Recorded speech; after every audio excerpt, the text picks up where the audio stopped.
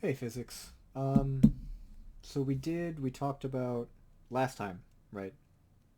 Last video we talked about the force of friction, kind of how to set up those questions. Um, had a few practice questions to do. Um, I should actually. I wonder, do I have those immediately handy? I think I can bring those up. Uh, yes, I do. All right. So let me real quick take a look at this, and then I have a few more forces that I just want to, again, quickly talk about. So, actually, I can do this even better. I can do it here, so that I can actually write on stuff. Two, two. Alright. Why are these really small? What is this? What are these? Pages for ants or something? Come on now.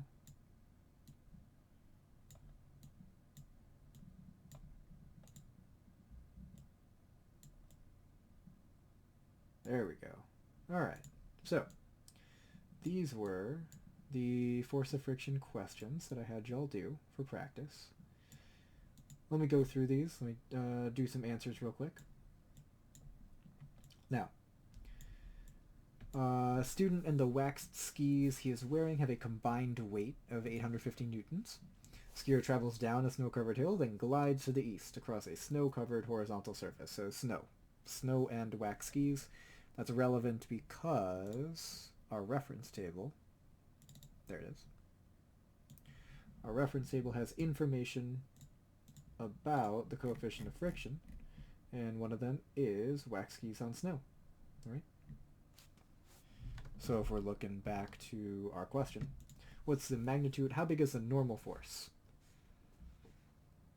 Well, I know that the weight is 850 newtons, and if my student on skis, right, has a weight of 850 newtons, then I know that the normal force from the ground must also be 850 newtons, because every reaction has their equal and opposite reaction, and we know our skier is not, sinking into the snow and not flying off the snow, so the two forces must be equal and opposite.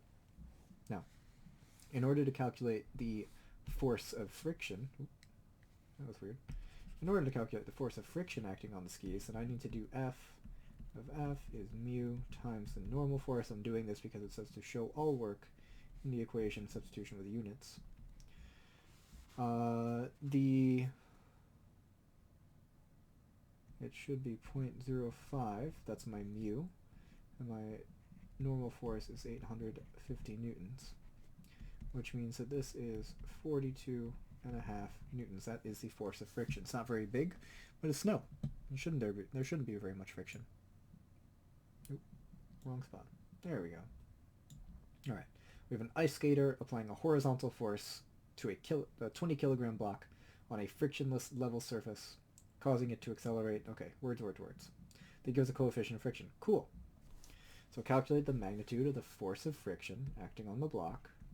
Force of friction is mu times the normal force, which means that it's 0.28 times the normal force. They did give me information about the block, but the information is not force. It's a mass. I have this block on like sand-covered ice, and they tell me that it has a mass of 20 kilograms. But if I need to know the normal force, then I need to know the force of gravity, which means I need to do that the force of gravity is mass times acceleration due to gravity, which means it's 20 times 9.81 meters per second squared, which means that it's 19.6, oh goodness, 62 newtons. So I'll do this times 19.62. That should be newtons. It did say to show units.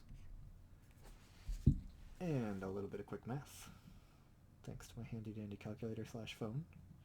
0.28 times 19.62 equals 5.5-ish. It's 5.49. I like 5.5. It's a little bit cleaner. 5.5. Now, if you said 5.49, you're good. Everything's fine. 5.5 newtons. The tricky thing here was that they gave us 20 kilograms, which is a mass. So you had to convert from mass to force first, then use the force. Right. What's the normal force? Oh, well, we already did that. Right. 19.62 newtons. I really should have asked that question first. That's okay. All right, we have a 1,200 kilogram car moving at a speed, colliding with a 2,300 kilogram car, waiting at rest. And again, find the force of kinetic friction, rubber tires, dry asphalt. All right, let's take a look. Rubber on asphalt dry, kinetic is 0.67. So I know the force of friction is mu times the normal force. So that's 0.67. But again, I need the normal force. But I only have masses. Which means I need to take the combined mass, 3,500 kilograms, multiply by 9.81 meters per second squared. This gives me a force of 34 something. Again, I'm not doing this off the top of my head. 34,335. So 34,335 newtons. That is, and again, it's a combined mass. These two cars are hitting each other. They're sliding. Right? So it's a combined mass, which means it's a combined weight. And if I know the weight, I know the normal force. So 34,335 newtons. And when I calculate that out, I get... Calculator, please unlock. It's me. Thank you. It's 23,004 newtons.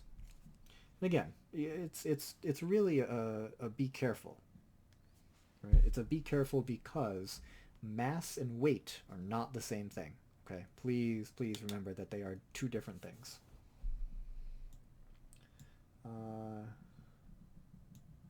Next bit, there we go. A car's performance is tested on various horizontal road surfaces. We apply brakes, causing rubber tires to slide along the road without rolling. The greatest force of friction. If we want the greatest force of friction, then we want the greatest coefficient of friction, which means I should be looking at dry concrete. So there it is, dry concrete. That's choice A. Last but not least, horizontal force of 8 newtons is used to pull a 20 newton box across a wooden surface. So I know that the weight is 20 newtons, which means the normal force is 20 newtons. So force of friction is mu times the normal force. I need the coefficient for wood on wood sliding, or kinetic, which is 0.3. So do 0.3 times 20 newtons, and I'm going to get 6 newtons. Sorry, I was just doing math. Okay? Now, there are still 2.5 forces that I'd like to talk about here. Right? So what I'm going to do is I'm going to put this next to our other forces. We have the... And the reason I'm going to do this is because I'm extending... First, I'm going to extend off the force of gravity. Gravity actually exists between any two objects. Spelling, writing is hard.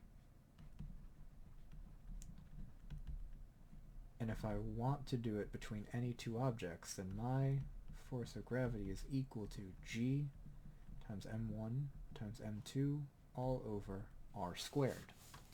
Now let me explain what that means, right? Because it's on the reference table, but I just want you to understand how to use it, right? That equation is right here. Right. G is what we call the universal gravitational constant. It's a super small number. M and M are masses, and R, it says here, it's a distance between centers, right? So it's how far apart are the objects. Now this gravitational constant is on the very front page. It's right here, 6.67 times 10 to the negative 11th. It's a super small number. The force of gravity, all things considered, is incredibly weak, right? The only reason we feel a strong force of gravity from the Earth is because the Earth's mass is enormous. The Earth is a massive celestial object. So, when I'm looking at this version of the equation, you're going to use this only, really only between planets, right? Planets are the biggest thing. They ask, what is the average force of gravity in between the Earth and the Moon, right? The mass of the Earth is on the reference table. The mass of the Moon is on the reference table. The distance between the Earth and the Moon is on the reference table. You just need to be able to plug in numbers, right? But there, you may be asked a secondary question about the force of gravity between any two objects. Another force that exists is centripetal force. And this is the force that keeps an object moving in a circle.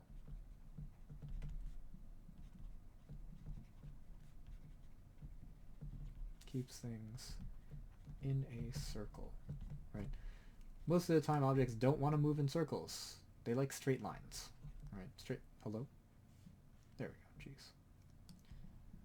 Alright, we'll erase the whole thing. There we go. Keeps things moving in a circle, right? Your keyword, look for circular path in a question. And that will be like your red flag.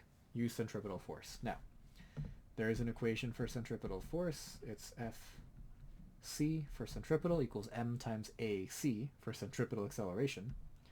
There's also an equation for centripetal acceleration, which is v squared over r. It's how fast is the object going, and r for the radius of the circle, right? Now I bring these forces up like as a secondary thing, as an outside thing, because it'll be, in my opinion, fairly obvious when you have to use these, right? Again, if you're curious, right? Here it is. Centripetal force is m times ac, and ac is v, velocity, divided by r, in this case the radius of the circle. Right? The last force is this one here. Has to do with S, has to do with springs. Alright, so the final, the last force that you could be asked about is the spring force. Right? So look for spring, right? They have to say spring when we're talking about spring force. The equation is Fs equals k times x. K is what we call the spring constant. It's unique to each spring. It's actually not something that's going to be on the reference table. It's something that you will either be given or it will be your end goal, what you have to solve for. X in this case is the distance that you stretch or compress the spring. Alright, so, excuse me, hello? There we go. So when you have a spring, you can stretch it and it will want to go back, or you can compress it and it'll again want to go back. So the amount of force on the spring, it depends on how much you squish it or how much you stretch it, right? Now, when you see questions that address those specific ones, right, it'll be obvious, it'll be apparent from the language in the question that they're asking you to do something with those forces, right? They're not forces, they're not equations that you need to memorize. They're just forces that you should be familiar with, and look for those keywords, all right? There's a practice for all forces, should be posted. It's about 15, 16 questions. The reason I'm posting that is because on A Day, or like, you know, Friday or Monday, depending on when I have you, I want to do some review. And then on D-Day, I want to have this quiz. A quiz just on forces, right? All forces. So any force is fair game. I want to have a quiz on it. I think this will be easier than the last quiz overall. But yeah, do those questions. We'll go over them. We'll review them. And then quiz, and we'll after the quiz we're gonna get into another new topic. All right. I will see you soon. Email me with any questions. But in the meantime, be good, kids.